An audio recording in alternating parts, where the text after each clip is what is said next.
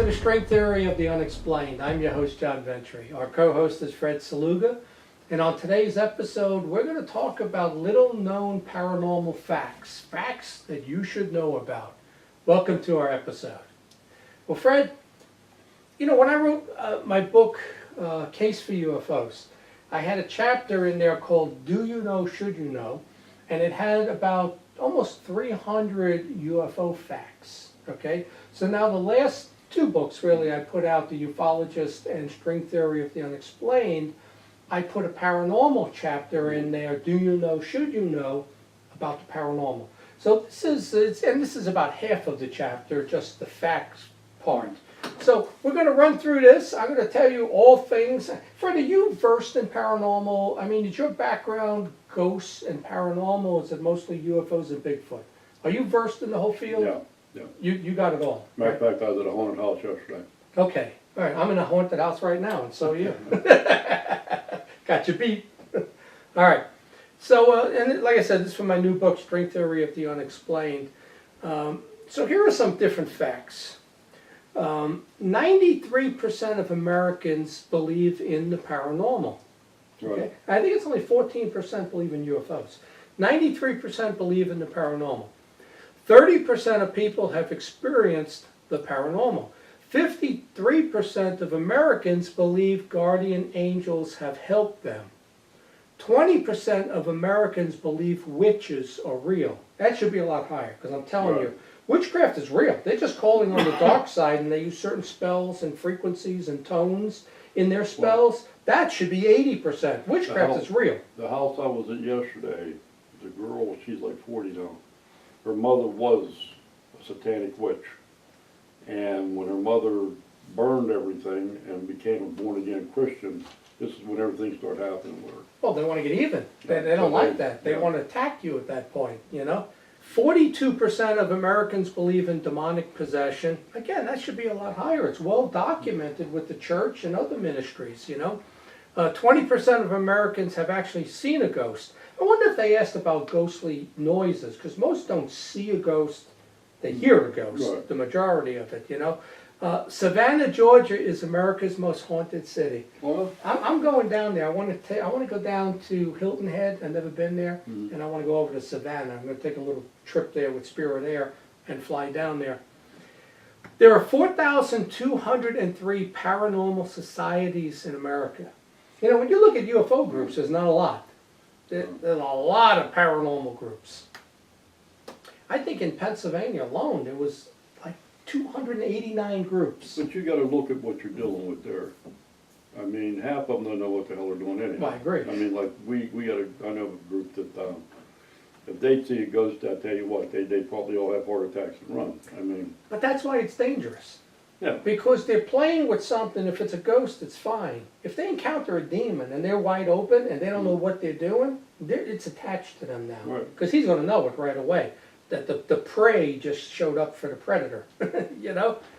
So there were 5,843 independent records verifying the crucifixion of Jesus Christ, and 500 witnesses at that time that saw him die. I find that interesting because there was all these other records from the Roman period saying that he was crucified and died. Okay? So it really did happen. The crucifixion did happen, you know? Plus there were witnesses there. But some people say it never actually happened, which I find crazy. But yet, with all of that evidence that it took place, Islam says that he never rose from death. And that's one of the differences between Islam and Catholicism, you know.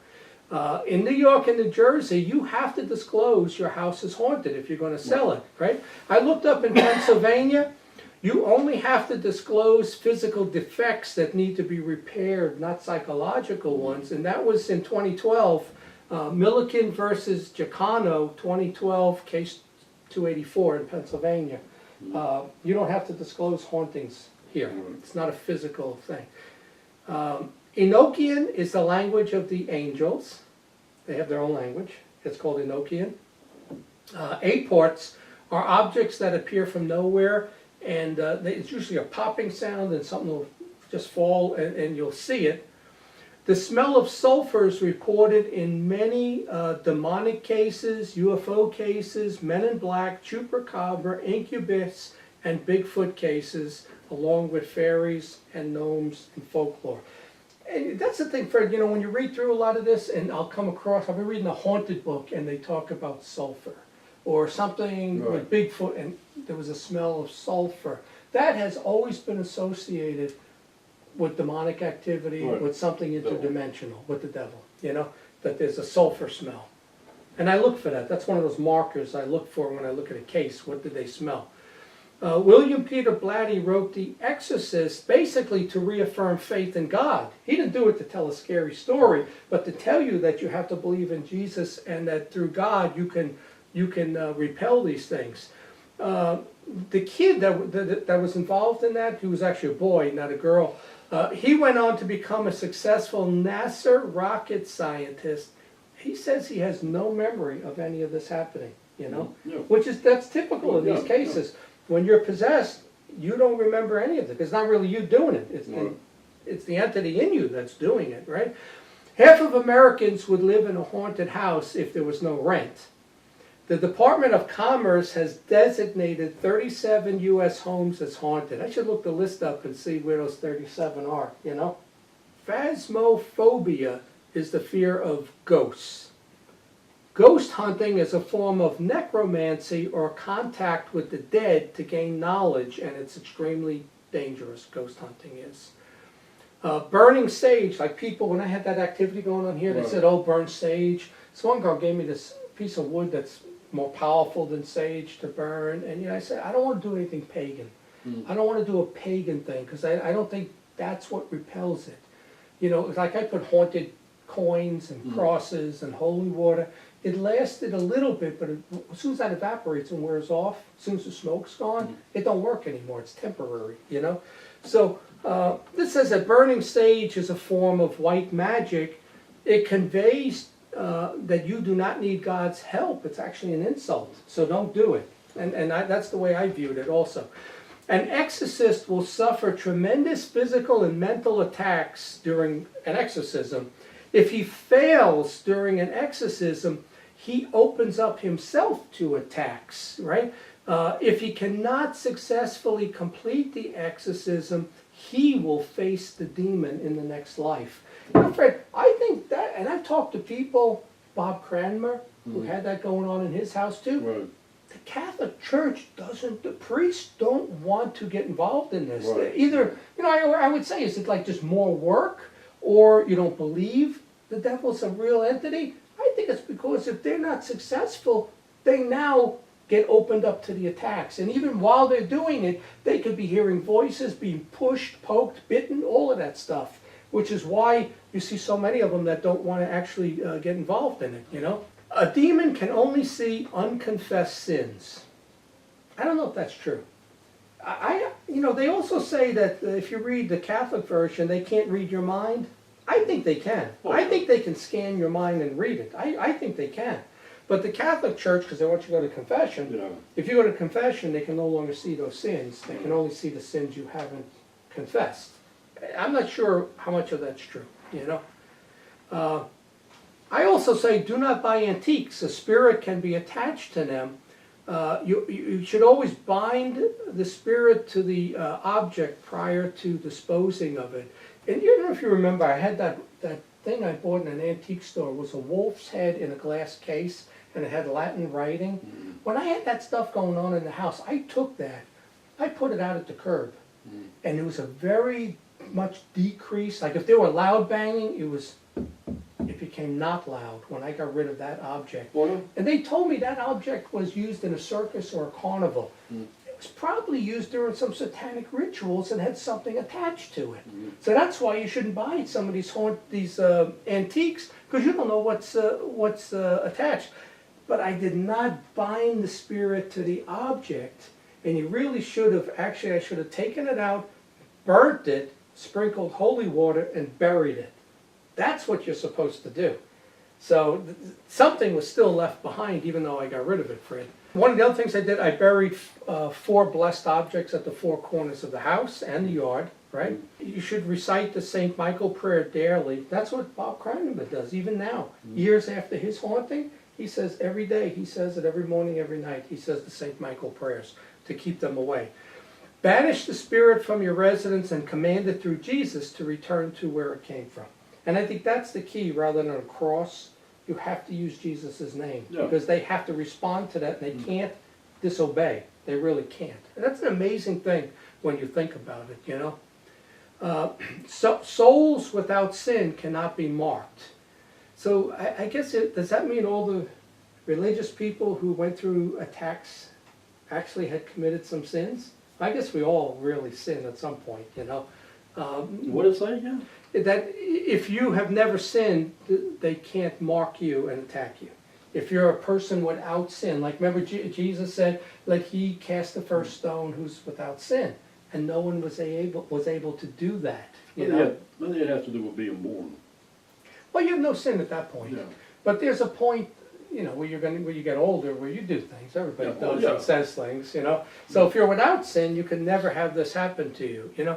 There's a verse here in the Bible from Genesis that, you know, it talks about fallen angels and their seed. You know, it says, and I know you're going to like this, because you have done this, deceived Eve, you are cursed more than the cattle and more than every beast in the field. On your belly you shall go, and you shall eat dust all the days of your life. And I will put enmity between you and the woman, and between your seed and her seed. So the question is, if a fallen angel has a seed, then it can produce the Nephilim and the abductions and the hybrid program. So that verse from the Bible actually makes you think that's real, you know?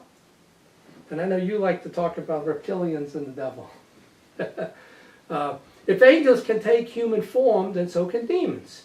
And here's another one from Hebrews. It says, do not forget to entertain strangers, for by doing so, some has unwittingly entertained angels.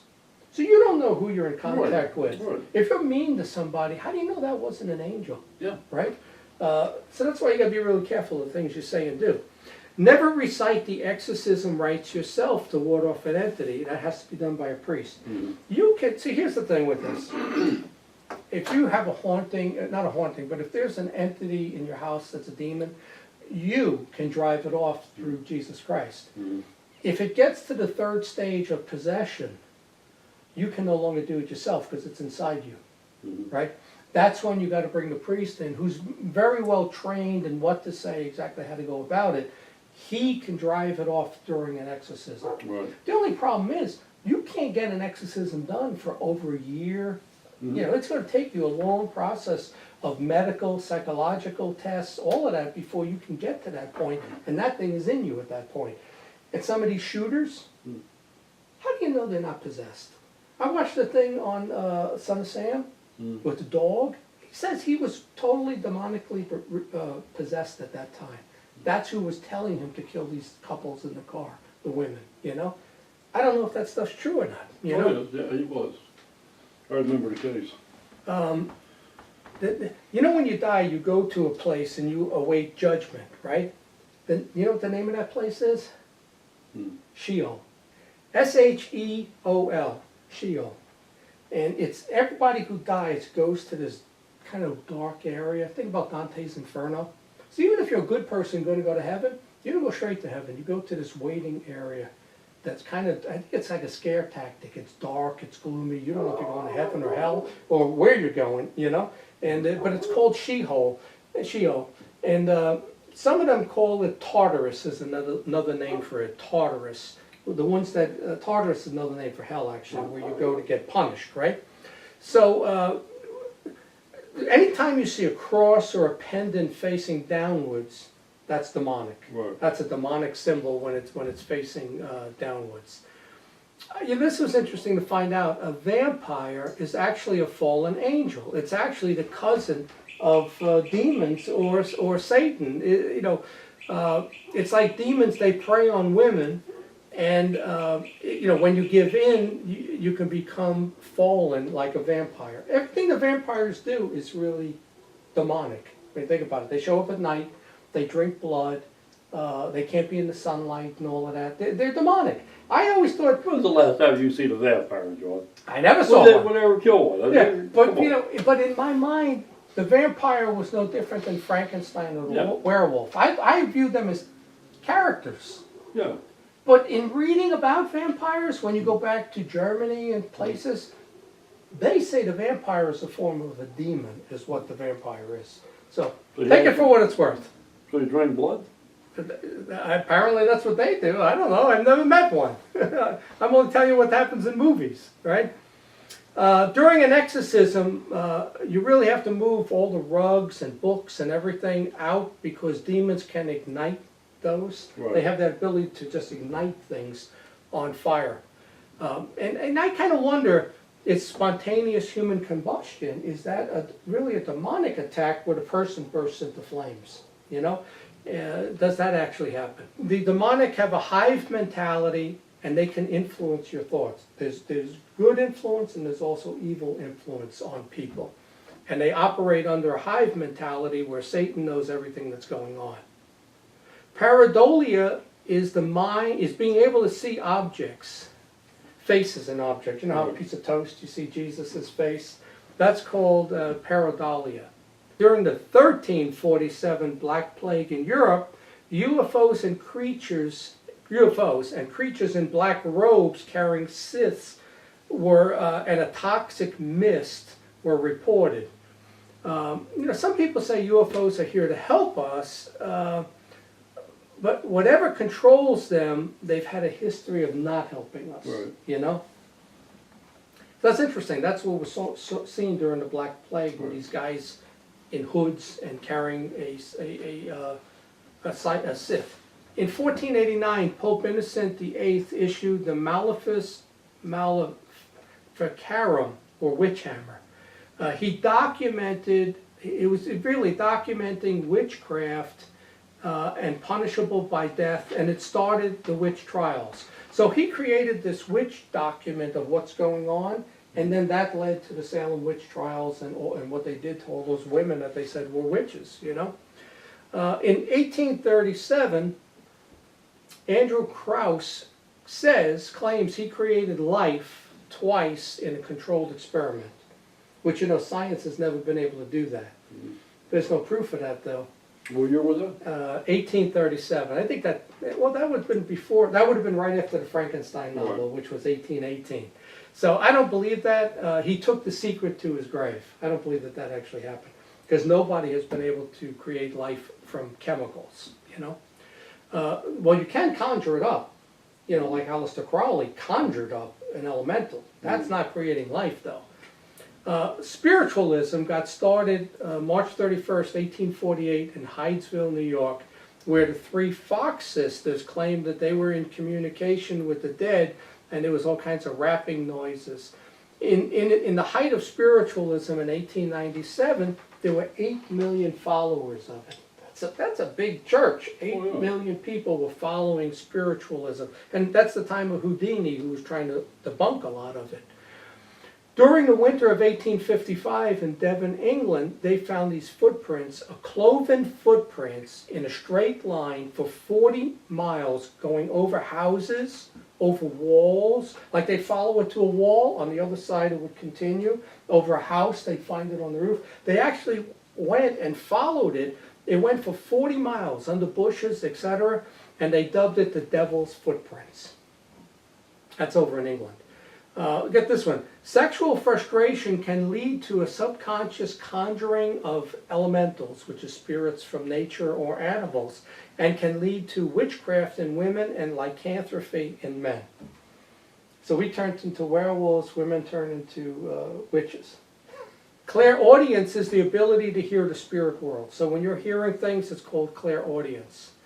We talked about Aleister Crowley in 1904, wrote the book of Gosha, the Lexicon of Solomon, where he claims there was a spell that was used, given from God to King Solomon to create Solomon's temple. And it was done through a spell. And then I kind of surmised with that's similar to the jinn, and maybe that's what is actually in the Ark of the Covenant. You know, they say it's the chalice. Right. maybe this spell is actually in there, because it's like a genie's bottle. You can control angels and demons with dosha. That's a spell, right? And you know, I was watching the Hellraiser movies, and they really use that theme with that little box, you know, and that's called, you know, it's very similar to that. And cymatics is using sound to alter vibration and matter, which is called sacred geometry. You know, people are concerned about CERN, you know, the Hadron Collider that's over in Switzerland. They say that they're trying to open up an interdimensional portal, but in fact, that portal was already opened in 1918 by Aleister Crowley when he conjured up Lamb, and then again by Jack Parsons when he conjured up a female. You know, it's an interesting timeline with the Collins Elite and everything. That started the whole modern UFO era, was this ceremony that opened up a portal. So I think that they could be working on expanding it or making some contact, you know, at CERN. A person can physically become 3 or 4 times more powerful when possessed. If you watch any of the movies, like a little girl who's demonically possessed can take you and throw you across the room. Yeah. That's one of the things, that they're much more powerful than we are. When you look at angels, demons, devils, there's 9 levels, right? The top 3 levels are devils, the next 6 are demons. So it's not just one devil. The top 3 levels are all devils. Demons are incredibly intelligent because they've been here since thousands of years, and they have all that experience to draw on. If 3 generations are possessed, the demons can then claim that family line. So you have to try to break that family curse. 20% of what Jesus preached pertained to Satan, and mentioned Satan and demons 75 times in the Bible. I mean, Fred, you got to think about it. If Jesus talked about Satan and demons and curses so much in the Bible, it may have been the main thing he talked about, was deliver us from evil, you know? You got to believe that that's a real entity, and these things really are happening, you know? You know, I say don't fear the devil, because actually if you believe in God and Jesus, you have the ability to cast the devil out. The Antichrist is a man. He's not a demon. Right. It's not Satan. And the Antichrist will be a human who comes into power. You know, becomes a head of a state, or, you know, a president, a pope, whatever it might be. You know, I asked this question, I read this too. I said, why don't God just forgive Satan and all the demons, and then you get rid of all the evil, right? And the answer back is that Satan can never be forgiven because he will not submit to God, and he won't serve God or humans and help. He wants to be in charge. So there's no forgiving Satan. The Greek word angel and the Hebrew word malach both mean messenger. So an angel is a messenger, basically. Angels only appear as males. Angels and demons are indestructible. They exist forever. They can be banished, but they can't be destroyed. You can't destroy an angel or a demon. Maybe God can, but you know, we can't with exorcism. How do you say angels are only men? And it says angels, they're not ever to be worshipped, but they appear as males. Okay. But you know, they appear as A males, lot of but female angels, you say. I don't think so. There's Mary, right? But I don't think that angels appear as women. I think they always appear in this physical appearance of a man. I've seen them as well. Maybe, okay. Maybe you see a ghost. Maybe it's not an angel. Maybe it's a ghost. That's a good question, you know? You know, in my reading it says that demons can only possess your body. They can't possess your soul. I don't know if I agree with that. I think they're trying to take your soul. And even people in the UFO field say that with the Greys, with the Schriever, etc. They're trying to take your soul. And they're much more powerful than they can repress. Once they enter you, they're more powerful. Your soul is not as strong as theirs, and it gets repressed. How they go about an exorcism, the exorcist first prays for protection. Then he'll seal your home so that the demon cannot get out, right? And new ones can't get in to help him. Then he reads from Scripture. Then he binds that spirit so it doesn't affect the other people that are assisting the priest. Then he casts it out to a specific location, And then he consecrates your home with the Holy Spirit, then cleanses or purges the person of the entity, and then casts it out or banishes it. Those are the different steps that the exorcist does when you use a priest. Exorcists used to cast spirits out into the wilderness. And I tell you, Fred, you watch Pilates and the Missing 411 and all of that, and people talk about, I read something that says it's very hard for somebody to camp out alone. Like if you go camping, you go with other people. Most people don't go by themselves to camp, because to be out in the wilderness, you hear all kinds of stuff. Oh, yeah. It's really hard to camp. You hear with people with you. Yeah, well, yeah, but at least when you got strength in numbers, it psychologically it's worse to be out alone. But in my mind it was, what did they do for hundreds of years? They would banish the spirit to the forest, to the wilderness, to the woods. That's why when you go out into the woods and why people disappear in the woods. Like the Blair Witch. I think some of that stuff is true, that there are spirits in the woods, because that's where we used to send them all the time. You had to send them somewhere. They used to send them into the woods. During an exorcism, the person's eyes will usually roll back into their head, and you'll see the whites of their eyes. After an exorcism, the person, if they were really possessed, they don't remember anything that happened, like the kid from the Exorcist movie. 80% of the time, it's women who become possessed, and they have to do an exorcism. 80% of the time, it's a female. And the reason they gave is because women are more emotional than men. And I guess maybe that opens them up, or maybe that makes it easier to happen, because they deal more from emotion than we do from logic and strength, Curses and witchcraft, they work, they're real, but it opens up the person to a possession, and they're considered a sin or an apostasy. If you read religious stuff, they say never try to put a curse on somebody, never try to conjure up anything. That is a sin. Right. But it does work. It's real, and those things do happen. It does work, Any brush with the preternatural will increase the person's faith. It's kind of an interesting thing, and I've read this a lot of times, and the Free Group even talks about that. If you come in contact with an alien abduction or a demonic thing, attack or whatever, a poltergeist, if you drive it off, well, the only way to drive it off is really through God, through Jesus, but you become more religious most of the time, and I think that happened to me, Fred. I hadn't gone to church in 20-something years, and when that thing showed up in 2014, I go to church all the time now. My thought process completely changed. So when I read that, I said, that's true. If you actually come in contact with this negative stuff, if it seeks you out, because I didn't seek it out, and you also get some telepathic ability and stuff like that too. It's really weird. It's all part of the paranormal field. Well, it's because your brain has a lot more capability than, it's like we're stuck in this brain, the soul, but the soul has a lot more power when it escapes, Like this container is holding you back. Glossolalia means speaking in tongues. Right. And there's two types. I used to think speaking in tongues meant you were demonically possessed, but that's speaking in demonic tongue. Right. There's speaking in angelic tongue, which pastors and Pentecostal priests and stuff, when they'll do that, it's like gibberish, almost sounds. They're speaking in angelic tongues to help you. But when during a possession, it's a demonic tongue. When you're speaking Latin, French, all these languages you don't know, that's a demonic tongue. So there's two different types of speaking in tongues, which I never knew.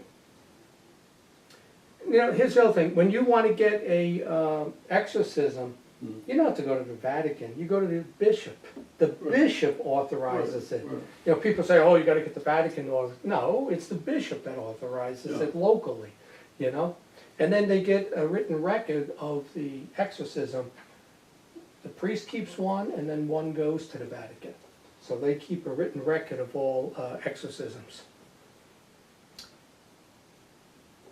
It says anyone who successfully is exorcised and then goes back to his old ways will be possessed by an even more powerful demon if you go back to doing the same thing. If you don't reject the dark side, you know, if you go back to it. Sometimes exorcisms don't work because, let's say it's a teenager or something like that, and they do the exorcism, but he didn't disclose he's got a Ouija board. It's Right. still in his room. Right. There's a pentagram under the rug, that type of stuff. So you got to get the person to tell you the truth, and then you got to stop doing that, because if it's still there, it doesn't work. It just comes back. They had the guy on Destination Channel that did the exorcisms. Yeah, He would actually go in and check every room yeah, before he would do the exorcism. yeah. And you got to ask the kid, you know, are you involved in anything? And a lot of times they lie to you. They're not going to tell you the truth, you know. It says generational sins can be passed down through a family line, you know. All sins have to be confessed. Mm. And in Exodus, God said to Moses that the iniquities of the father can be passed down to the third and fourth generations of children. So let's say your father killed somebody. That could open up you, your kids, their kids to a demonic attack. You know? So that's really interesting, because, you know, I asked a couple of priests, and they said, no, that was just written in the Bible. So they tell me the Bible's not true then? That was just kind of like written in there like a novel? You know, but some people say that. They don't believe that. So I don't know. But to me, it makes a lot of sense. In Hindu, the Vedas, that's their holy books, they speak of exorcism. In Islam, it speaks of exorcism. They call it the Rakya, R-A-Q-Y-A. So all of these, and even Indians, we did our episode on Native Americans. Right. A lot of what they did was really some witchcraft and some trying to exorcise a spirit out. So this has been done in every culture throughout history. Right. Jewish exorcism was first performed by the Essenes, who wrote the Dead Sea Scrolls. And today it would be a rabbi that would perform it if you were Jewish, you know, as opposed to a priest if you were Catholic. Joe Jordan, who you know, I know, his website is ce4research.com. He talks a lot about alien abduction, its origin, and how to drive it out through really Jesus Christ is how you drive it out. This is interesting, Fred, and we talked about this. There's been no well-documented abduction since 2013, for 5 years now. Right. It's almost like it stopped. You know, they're not abducting people. At least there's not a well-documented case like Travis Walton or something else. Well, they're still happening quite a bit. But it says there hasn't, MUFON hasn't had a well-documented abduction in 5 years. We just had an abduction case in West Virginia 2 days ago. But when did it occur? 2 days ago? About Or was this a historic case? About a week ago. Okay, well, you got to document it then. You got to get it documented. The Overton principle refers to certain concepts that are outside public acceptability and you can't tell people. So if they know something, it's called the Overton principle. They can't disclose it because it would like destroy society, you know? They're like the protecting you, that's what they call that. Pope Honorius wrote the Grimoire, which was a book of spells called Verbus Diablo, in 1221 AD, so that he could understand evil and how to control it. And that's actually a form of Gosha, of spells and how to, he had to figure it out, so he put a book together, basically. A Ouija, which they called a talking board, originated 2,200 years ago in Rome. So 200 BC is the first time they created a Ouija board. Automatic writing, though, dates back to 1100 BC in China. The Ouija board was first commercially sold in 1890, so that's with all the spiritualism that was taking place. And today Hasbro owns the trademark for Ouija boards. I was kind of surprised being in like Target and seeing Ouija boards for sale. I was taken back that they were selling that to teenagers, you know. They've been all over the internet. Yeah, I'm really surprised that they don't understand how bad it is. Christians use Ouija as, they view it, Ouija, as divination or acquiring preternatural knowledge, and that's forbidden by the Bible. And using a Ouija board can lead to a demonic infestation. So, I mean, I think we've all heard that. Here's an interesting story. This pastor, this John Patton and his wife, they went to the New Hebrides Islands to spread the gospel, right? And the chieftain there, he really didn't want them there. And they surrounded the house, and they were going to burn it down and all of that. And they were inside praying, them and their family and the missionaries, you know. And what happened was then nothing happened. And, you know, the next day they go out, whatever, they finally make contact with the chief, and the chief now wants to learn about Christianity. And it's like, whoa, what happened? They asked the priest, the chief, and the chief says that when they were there to attack the house, that what they saw was 16 giants carrying swords, like angels, but they were like 15 feet tall, 12 feet tall, standing around the house because they were praying inside. The chief and his men saw that, and they backed off and converted to Christianity. Isn't that a cool story? Yeah. You know, I don't know if it's just a story, but that's kind of a cool story, you know. I read this too, you know how when Satan fell to earth, he was in a lightning bolt. So what I got to do is I got to look at how many lightning strikes a day there are and how many people die a day, and see if there's any correspondence there to that what the lightning bolt is the person's soul being rejected from heaven. And that's what's in a lightning bolt. Would that be interesting? Because Satan fell, he fell in a lightning bolt to earth. So that would be interesting. Some of the Men in Black cases are really demonic. They're not extraterrestrials. And they guard the truth and they coerce witnesses because there's really an occult kind of demonic thing behind abductions and all of that, you know. Let's see, tattoos are the shedding of blood and can attach you to a spirit associated with it. So if you've got, you know how they do witchcraft, they do ceremonies, a lot of times there's a sacrifice in blood. So when you get a tattoo, let's say you're getting a tattoo of a skull or a demon, part of that blood sacrifice can now allow that demon to get into you. Well, I mean, that's not good for the tattoo business. I've never heard of that. Yeah. Well, there's a lot of things here. That's why I made this chapter. A lot of things I've read that I never heard of before. We know that the CIA had Operation Orphan, where they looked into how to use paranormal assassination really through demonic forces, how to use it as a weapon.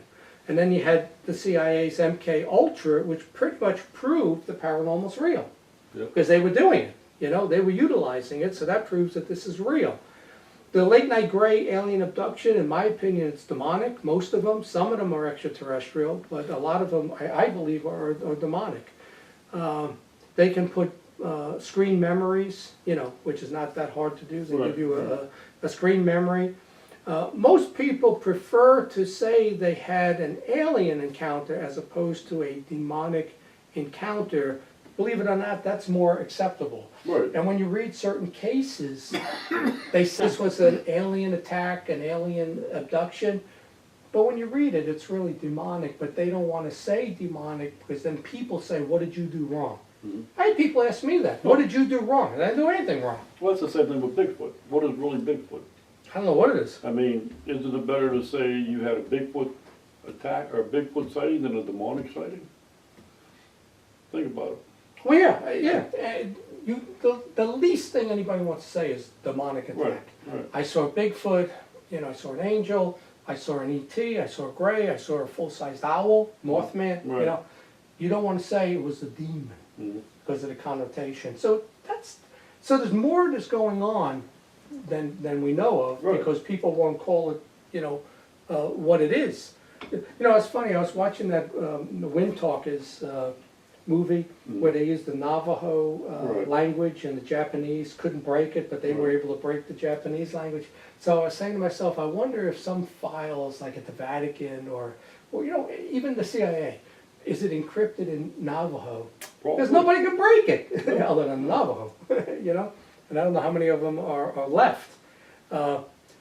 Duncan McDougall proved that the human soul weighs 21 grams. What he did was he weighed people right at their death, and they immediately got 21 grams lighter.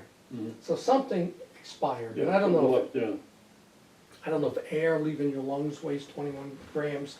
But he did the same experiment with animals, and there was no weight change. Okay, so it kind of proves that there's some substance to a soul. 1931, when Thomas Edison was in a coma, he all of a sudden just sat up and said, "It's very beautiful over there." And he said that right before he passed away. So apparently he was, he was getting visions, or his soul already left his body. In the 1940s, Ray Palmer's Amazing Stories had a circulation of 185,000 magazines a month. 185,000, Ray Palmer ended up, from Amazing Stories, he founded Fate magazine. So if you take Fate and MUFON today, you have a circulation of about 10,000 magazines a month, maybe.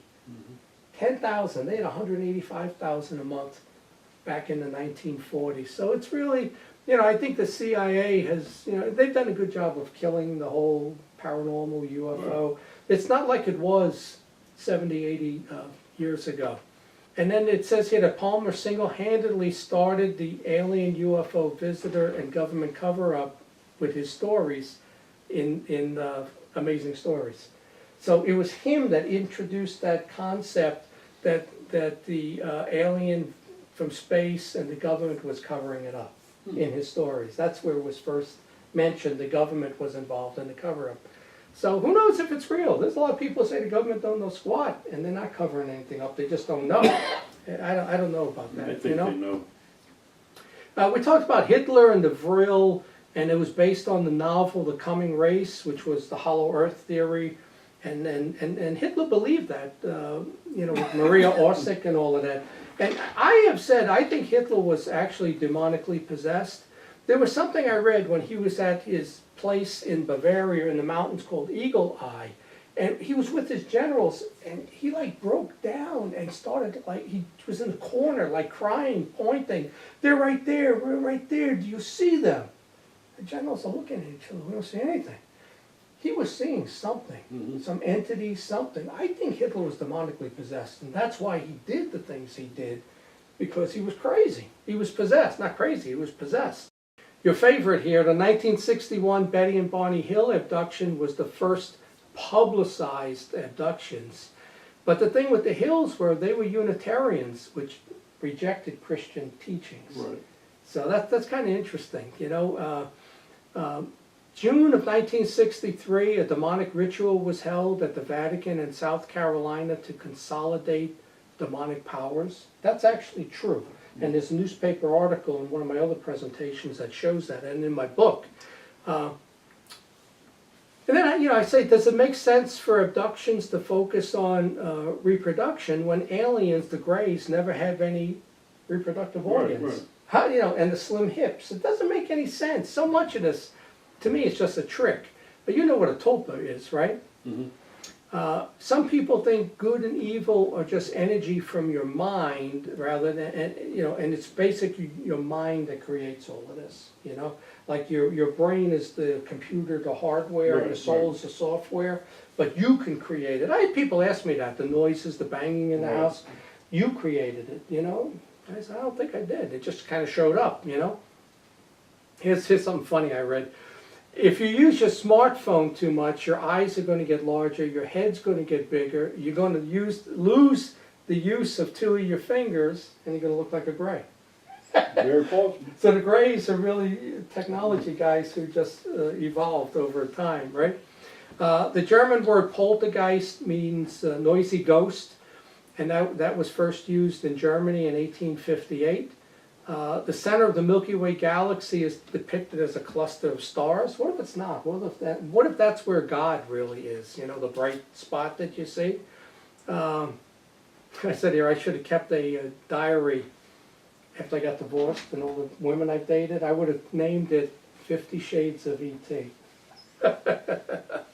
I read this: pedophile priests is really a way of Satan infiltrating and destroying the church. Yeah. And when a priest gets defrocked, he becomes the most dangerous occult person if he turns to the dark side, which is true. The devil's cord is something we use musical notes to open up a portal, and that's over in Roslin Chapel in Scotland. I actually went there and saw that.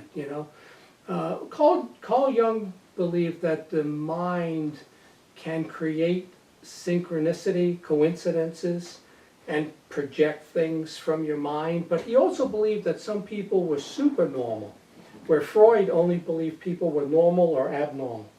And Jung also said that the UFO is real. It's not in your head, Right. but he just doesn't know if it's materialized. He doesn't know if it's from space. We talked about the skull experiment where they tried to contact the dead. The Hutchinson experiment proved that if you put people under EMPs, waves, you Right. can hallucinate and see creatures, Yeah, UFOs. yeah, yeah. So you can do that to somebody. Gematria is where they apply numbers to letters, and they do that with biblical prophecy. That's called gematria. Metempsychosis means reincarnation or transmigration into a new body. Walk-ins are souls that can take over and displace a body. Imagine that, all of a sudden you get a new soul in you, like a more powerful one. It's almost like a possession. Boom, you're out and you got a new personality, you know? That's weird. The word Holyrood, it means a piece of the cross that Jesus died on. The great apostasy is falling away from religion and the rise of the Antichrist. The word sodomy comes from the sodomites that were trying to have homosexual relationships with angels that appeared in Sodom and Gomorrah. And that's where that word comes from. Today's alien hybrid practices fulfill the prophecy that just like in the days of Noah, so it will also be in the days of man, the Son of Man.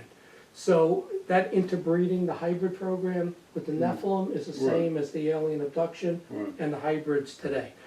Black-eyed kids were first reported in 1998 by Brian Bethel. You know this, no Indian tribe ever settled in West Virginia because it was too spooky and haunted. But it's true, there was no Indian tribe settled in West Virginia. Theophany is the appearance of a deity. May 3rd is National Paranormal Day. When? May 3rd, National Paranormal Day. The question is, are crop circles some sort of occult imagery with a message in it? Are UFOs simply demonic transport ships where they take you or your soul back to hell? And that's all it is a transport ship for demons. Orbs, Foo Fighters, balls of light are really demonic entities. Lucifer was the angel of light and can masquerade as an angel of light. He was the ruler of air. The Encyclopedia Britannica lists UFO between unicorn and unified field theory. One is fiction, one's non-fiction. That was interesting. So if you look it up, that's the words it's between. This is interesting. Soul ties. Let's say you've had 10 girlfriends, right?